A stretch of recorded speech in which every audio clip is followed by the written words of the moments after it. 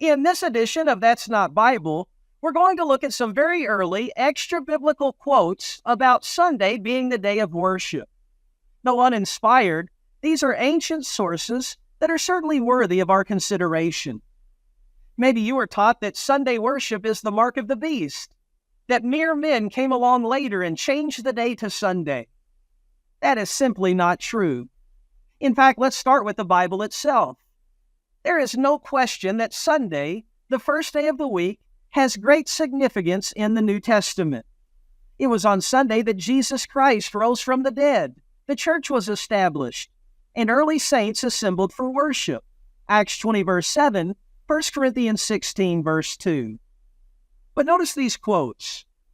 The Epistle of Barnabas, 100 AD. We keep the 8th day with rejoicing, in the which also Jesus rose from the dead. The 8th day is Sunday. Justin Martyr, 150. And on the day called Sunday, all who live in cities or in the country gather together to one place. Sunday is the day on which we all hold our common assembly. Ignatius, 250. Let every friend of Christ keep the Lord's Day as a festival, the Resurrection Day. I think it's interesting that Tertullian, writing around 200, called Sabbath strange to Christians.